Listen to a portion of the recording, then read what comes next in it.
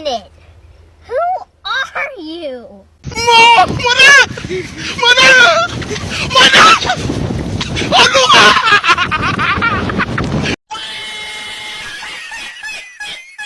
A few moments later.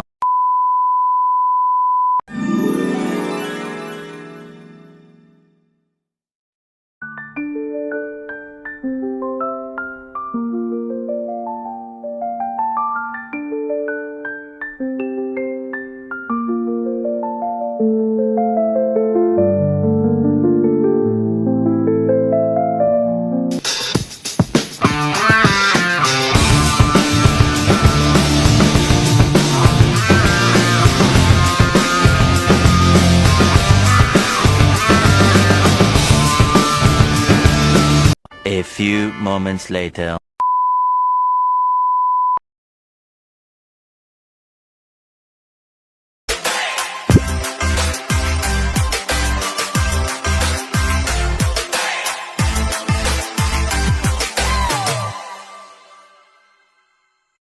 Halo semuanya, selamat datang di podcast Genetika dan Kehidupan. Saya Eka Julianingsi dan teman saya Amelia Musika. Nah, di sini senang sekali ya bisa menemani kalian di episode yang sangat menarik kali ini guys. Nah, kali ini kita akan mengupas tuntas topik yang sering dibahas dalam genetika kelas. Nah, yaitu persilangan resiprok. Nah, ini adalah konsep yang fundamental, namun seringkali kurang dipahami dengan baik guys.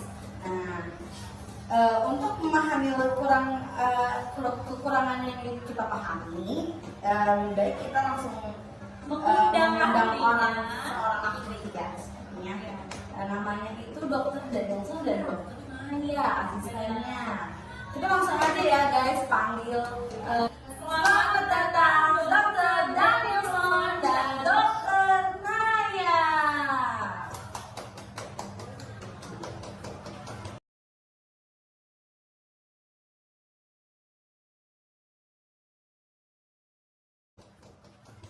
Oke, itu dia guys. Selamat datang dokter Danilson dan dokter Maya. Apa kabarnya, dokter? Terima kasih, senang sekali bisa bertemu kalian di sini. Kali ini kita akan membahas topik dari persilangan resiprok. Resiprok ini sebenarnya sangat penting gitu, karena ini juga memiliki banyak implikasi dan juga manfaat bagi penelitian dan juga persilangan. Oke, betul sekali. Mungkin sebelum kita lanjut lebih dalam, dokter Danilson dan dokter Maya bisa lebih mempersederhanakan apa itu persilangan resiprok. Persilangan resiprok itu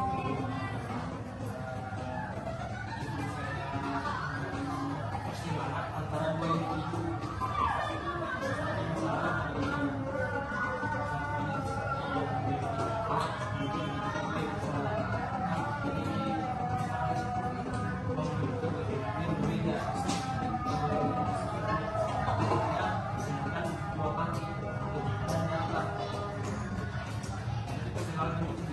Di data dan B itu namanya individu A dan adalah persilangan resiprok. Kemudian ada individu B. Nah, dari persilangan resiprok ini terbalik dari yang individu B menjadi individu A. Jadi pada dasarnya kita menguji ya dok ya, apakah ada perbedaan dari ketika kita menemukan orang hidup jantan dan ikan dalam persilangan. Nah, betul sekali. Jika ada kebetulan yang sama, maka kita bisa menyimpulkan bahwa sifat-sifat genetika tersebut tidak terpengaruhi oleh siapa yang menjadi anak atau jantan. Namun, jika hasil keturunan yang berbeda, ini bisa menunjukkan bahwa ada faktor-faktor yang terlibat dalam warisan sifat, seperti faktor maternal atau paternal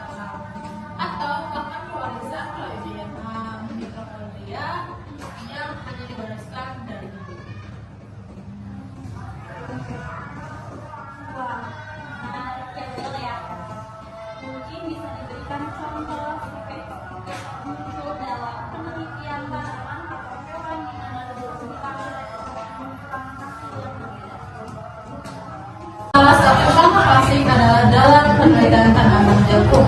Dalam beberapa penelitian warna, biji, atau tekstur biji jagung bisa berbeda antara hasil persilangan normal dan hasil persilangan respro. Ini memberi petunjuk hasil persilangan respro, memberikan petunjuk bahwa ada sesuatu yang lebih dari sekadar kombinasi gen-gen sel yang menghasilkan sifat tersebut. Dalam hal ini biasanya dari tindakan DNA manusia atau plasmida, yaitu organel yang diwariskan dari induk betina yang ikut mempengaruhi ekspresi sifat. Jadi ternyata komponen genetik itu di otak di sel itu yang berperan ya. Nah, itu sesuatu yang mungkin tidak disadari banyak orang ya dok ya. Karena kita kan biasanya diajarkan bahwa mewarisi sifat itu semata-mata soal kombinasi gen dan ayah dan ibu gitu kan dok.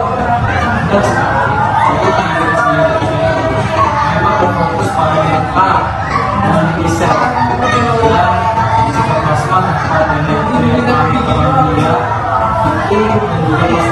pasti mendapat peran juga dalam tanaman seperti plasmida pada kloroplas, kemudian pada plasmida juga memiliki DNA sendiri yang diwariskan dari induk betina.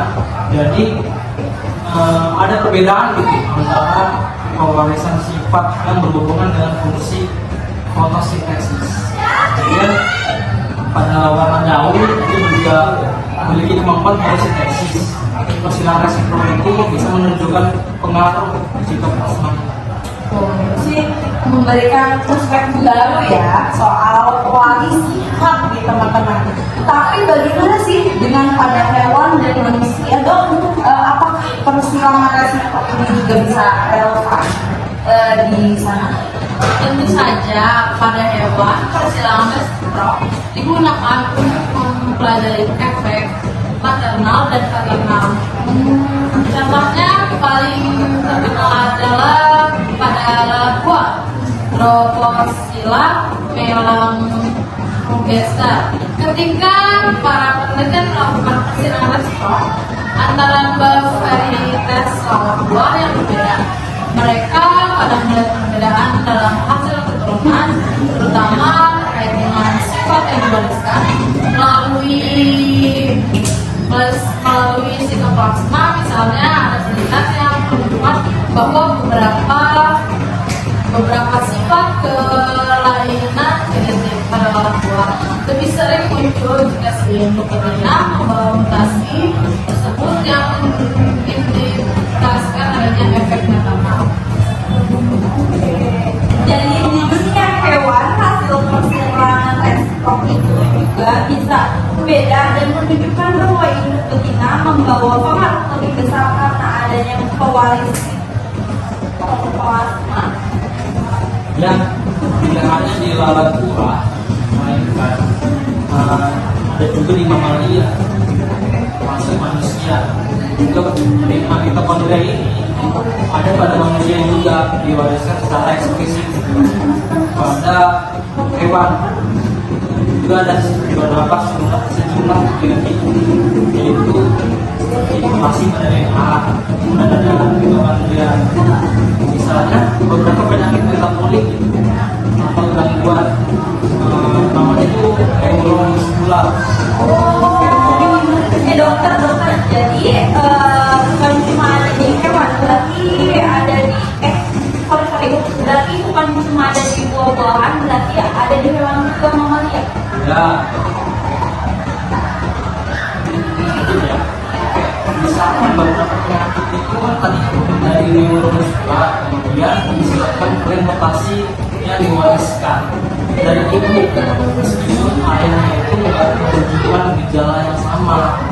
Wah, itu ngebuka mata kita banget ya dok ya. Dimana tuh kita nggak tahu kan kalau DNA dalam itu kita kan tahunya DNA dalam itu menentukan kualitas sifat, tapi ternyata DNA dalam mitokondria juga dapat berperan besar ya dok ya. Betul sekali, dan itulah sebabnya persilangan resiprok sangat penting dalam pendidikan genetika. Kita sering menggunakan teknik ini untuk memastikan apakah ada efek dari pewarisan nuklir baik dari sitoplasma, mitokondria, dan faktor-faktor epigenetik yang lain. Wah, bagaimana dengan kasus epigenetik? Nah, apakah persilangan respirok itu membantu dalam memahami pewarisan sifat dok ya, yang dikendalikan oleh faktor-faktor epigenetik gitu dok? Ya, sebenarnya dalam beberapa kasus persilangan resiprok itu bisa membantu mengungkap efek dari epigenetik tersebut gitu. Epigenetik ini juga merujuk pada perubahan ekspresi gen di mana tidak terlibat dalam urutan DNA itu sendiri gitu, dan juga ada faktor-faktornya ya seperti metilasi DNA atau modifikasi histon. Nah, itu dapat dipengaruhi oleh lingkungan induk selama masa perkembangan awal gitu. Nah, dan ini juga dapat mempengaruhi ekspresi gen pada keturunannya. Misalnya, jika induk betina mengalami stres selama masa kehamilannya itu, maka hal itu dapat mempengaruhi ekspresi gen pada keturunannya. Nah, lanjut setelah itu mereka itu juga sebenarnya membawa gen yang sama gitu pada ke induk betinanya itu gitu. Jadi persilangan resiprok itu bisa menjadi alat penting untuk meneliti efek lingkungan ya dok, atau pewaris sifat juga. Ya, benar sekali. Dengan membalikan peran induk jantan dan betina, kita bisa memisahkan pengaruh genetik ini dengan dari pengaruh epigenetik atau faktor lingkungan gitu. Jadi misalnya jika kita melihat perbedaan hasil antara dua persilangan resiprok, nah itu bisa menjadi petunjuk bahwa ada efek epigenetik atau faktor lingkungan dari salah satu induk tersebut gitu. Gitu dok. Jadi kayak apa ya? Saya tuh kayak nggak habis pikir gitu loh dok. Kalau misalkan kompleksnya pewaris sifat ini, jadi persilangan resiprok tidak hanya membantu kita memahami pewarisan genetik murni, tapi juga faktor-faktor yang lebih halus seperti kayak epigenetik dan pewarisan, sitoplasma. Itu tuh ngebuka banget kayak pikiran kita selama ini kan guys, pikiran kita selama ini kan tentang hal-hal yang nggak kita tahu ke dalamnya gitu guys.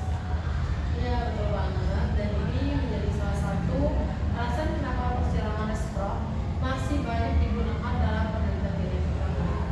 Ia membantu kita melihat pewarisan dari sudut pandang yang lebih luas dan kompleks. Luar biasa ya guys, terima kasih banyak Dr. Danielson atas penjelasan yang sangat mendalam. Nah, terima kasih juga untuk Dr. Kayla. Kita bisa mudah lebih memahami nih. Saya yakin pendengar juga yang ada di rumah pasti juga ngerasain hal yang sama kayak saya.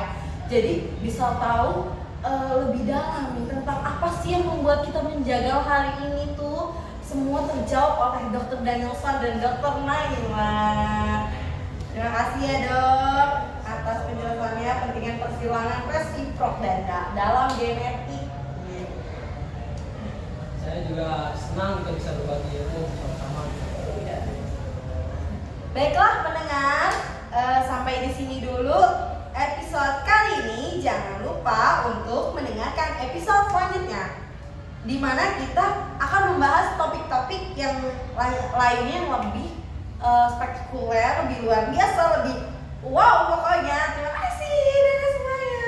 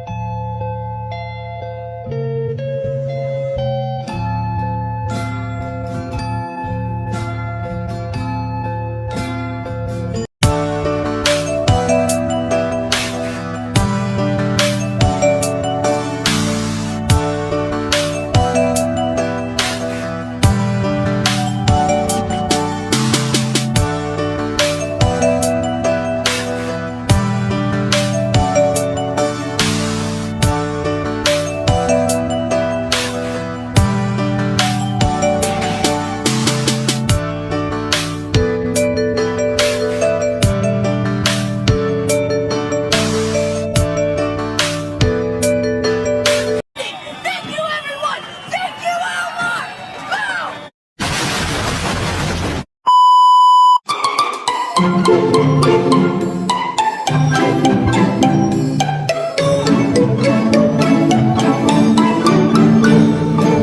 vô nhà thương, đừng ngày vô nhà thương, đừng ngày vô nhà anh biết thương.